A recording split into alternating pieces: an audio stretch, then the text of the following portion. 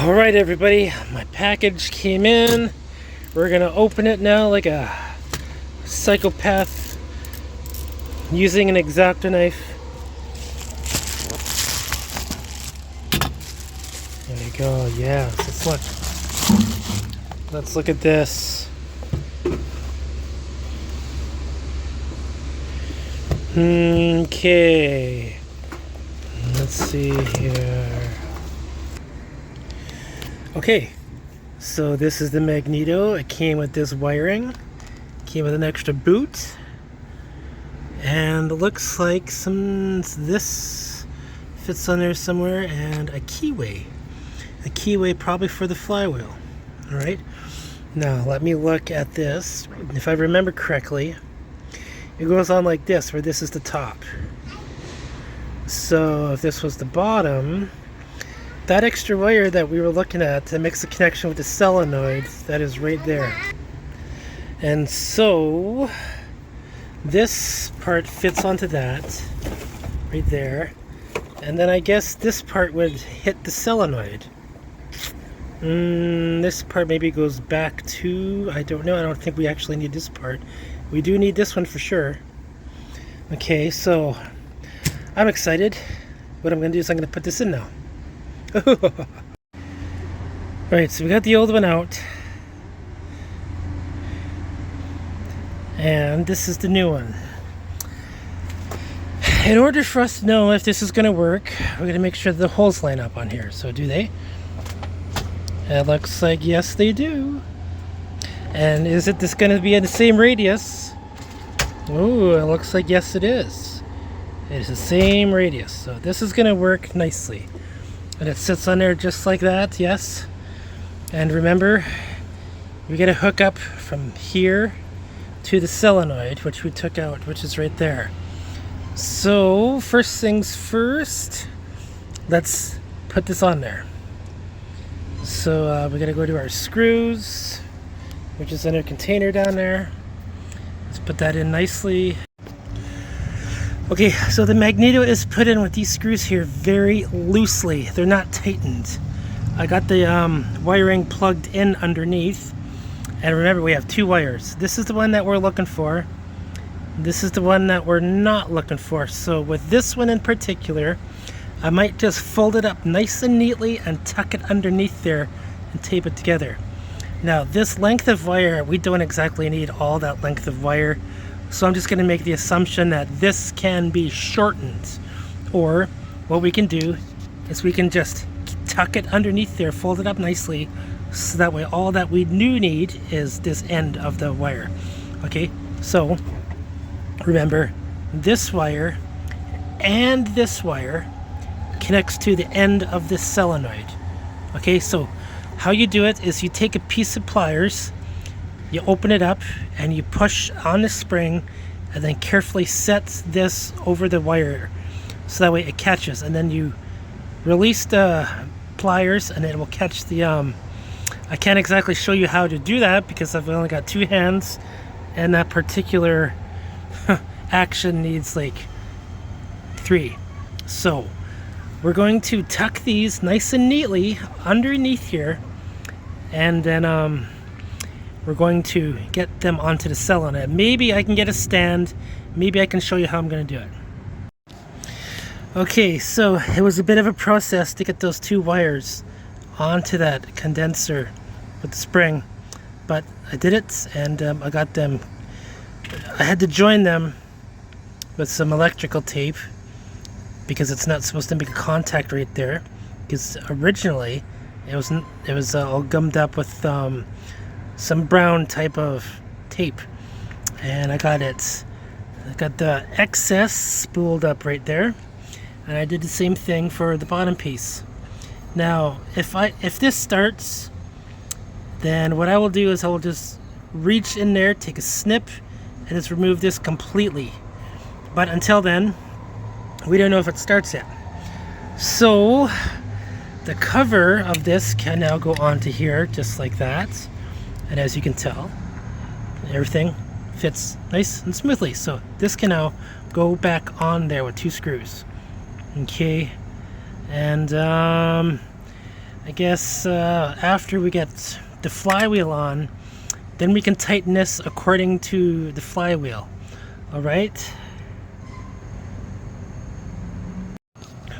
Okay, so now when it comes to setting the gap between the magneto and the flywheel, we have to find the magnet. The magnet is where we need to make that connection. So what I use is receipt paper. It's just a receipt from a long time ago, and the thickness of this is just what I need to tuck it between here, and there is enough thickness in the receipt paper to create that gap. And of course I can't do things with one hand, but there we go. Okay, we need that facing right on the magnet, and then we can loosen the screws, right? Push it in there nice and snug. And remember, this part here needs to go onto there, exactly like that, like we had it before. Okay, so that screw's got to come off, this goes on there, and then that screw goes on top of this. Okay, so we're gonna make sure that we do that. And before we put everything back together, that spring, which is right there, connects to that tab. Okay, so let me get this all managed. Okay, so once you got the gap set by your whatever it is that you want to use, you're going to make sure that it's not going to hit, and it doesn't. A lot of the times this sticks out just a little bit, and some people do not set the magneto to the magnet. They set it off by someplace else. They set it to this part here, they put the gap there, and then they go to start it, and what do you know, clunk, it hits this. And then they go to reef on it hard enough that it grinds it. And that grinding motion will create rust between two surfaces, and then this will be seized, just because somebody did not set the gap to the magnet with the magneto. Okay, you need to do that. So now we got everything pretty much all together. We're just gonna put the cover onto this, and this here is gonna be hooked up to the spring accordingly. And then what we got to do is we got to adjust the throttle on here. Okay, so the throttle. So this there is no diagram which explains which is fast or which is slow, but we are pushing this all the way in. Okay, and it's out, in, out, pulling back, pushing forward. So that is in the pushed forward position. We're pulling it back. This is pushing it forward, pulling it back. So the line is being pushed in, and if I remember correctly, this is letting the air in. This is closing the valve. Opening the valve, closing it. Opening the valve, closing it. I could be mistaken. I just need to remember correctly, but we'll figure it out once we get the engine running, because if it's this way, it'll run, this way it'll choke out, or this way it'll run, and this way it'll choke out. We're going to figure that out immediately. So what we're going to do is just put everything back together now. Okay, so now we're at the point where we're going to check for spark. So I'm going to pull on this, and we should be seeing some type of red glow coming from this bulb area here. Okay, here we go.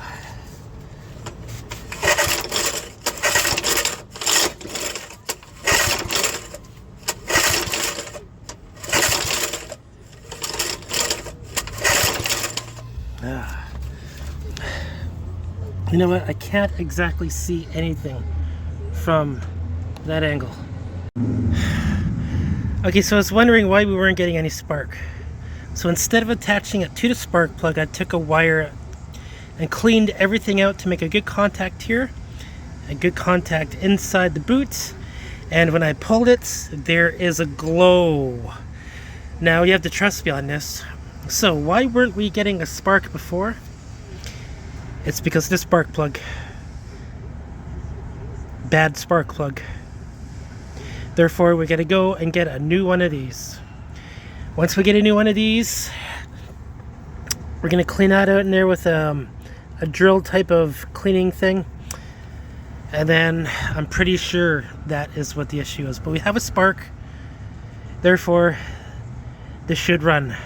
So I'm gonna go make a run, get a new spark plug, put that in there, do this again, and then I'm gonna charge my phone so that way I can get a better, longer life out of my battery.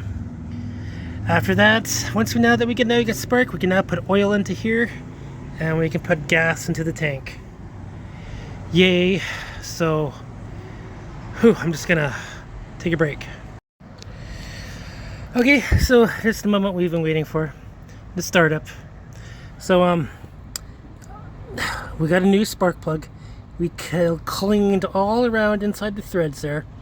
This boot, we just put that boot on there. There's a good connection going to the spark plug now. I went and put oil into here. I just topped it right up. Gas in the fuel tank, topped that right up too. And there was no leaking. So, what we're gonna do is we're gonna choke it.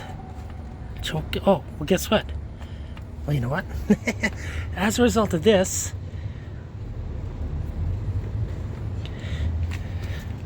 you can't put the choke on. So there we go. I think this is what they called an automatic choke or whatever the hell. Okay, so now we're going to start it. We're gonna pull this. I'm gonna put my cell phone onto a stand, and I'm just gonna let you guys know that it's not gonna start up on the first pull. It's gonna be around 8 of them, and then you're gonna see it start up, and then I'm gonna be messing around with this to see if it shuts off, because I'm thinking it'll choke itself out. That's how you shut it off. And yeah, so here we go. This is probably one of the reasons why this is not starting. You see this part here? It's supposed to be on part of that. And this particular piece, the needle nut valve, which goes onto this, I actually ordered. This entire arrangement I actually ordered a new one. So it should be coming within a few days, maybe a week, maybe 2 weeks. But you know what? Because I don't have that part with me right now, I'm still going to have to jimmy this together exactly like it is with these pieces. If it starts, that's good. If it doesn't, that's why. But this is how it was when I take it apart. I showed you guys in that previous video. And so I'm just going to try to jimmy it as best I can, carefully, back into the carburetor until the new part comes in.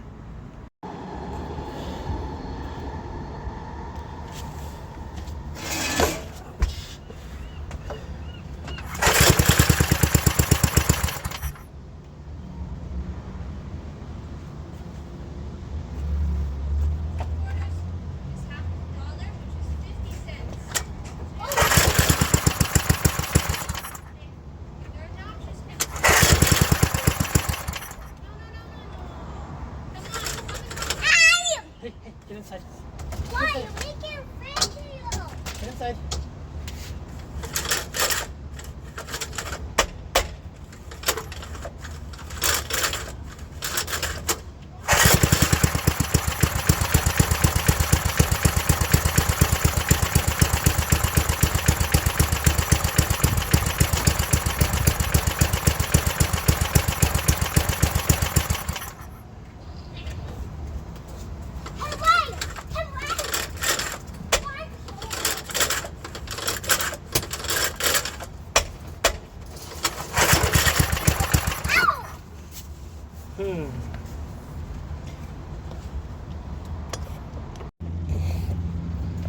Okay, so that needle jet that I had way underneath there, I went and adjusted it. I went and did a few adjustments to it to make it work, and hopefully it'll work just a little bit better. If not, then we just wait for the new part.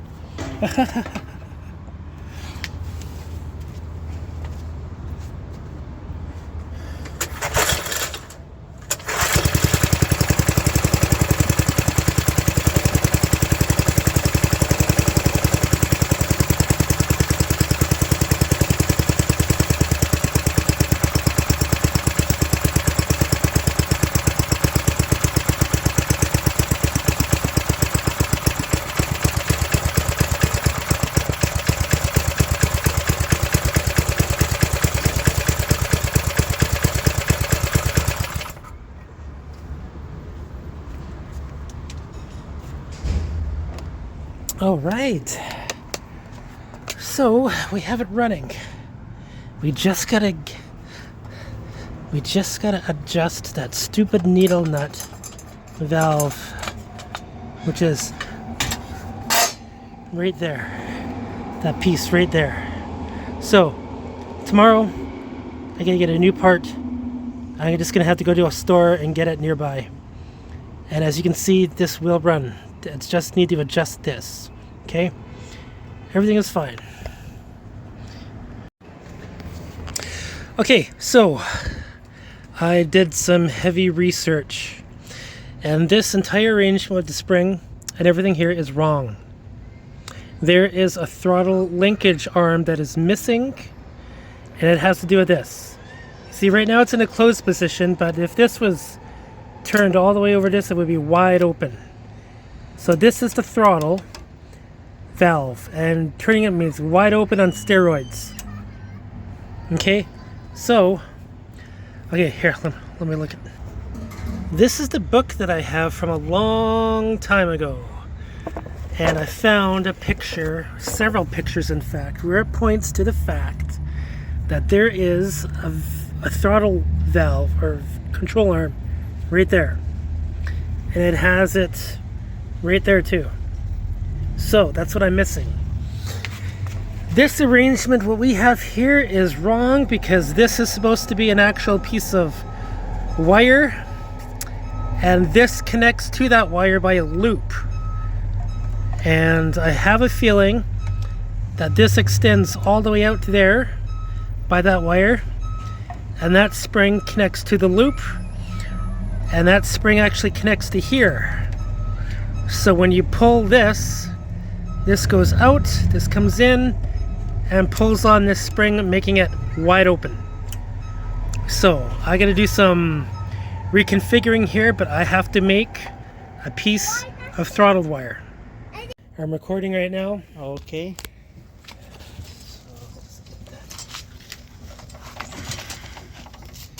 So it's on just a little bit.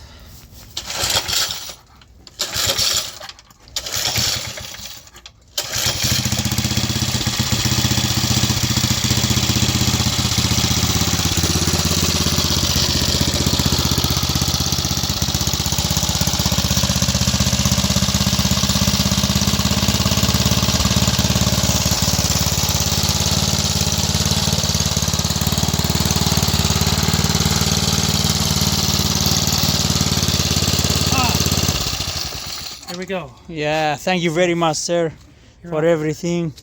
Yes, Really, you are amazing. okay.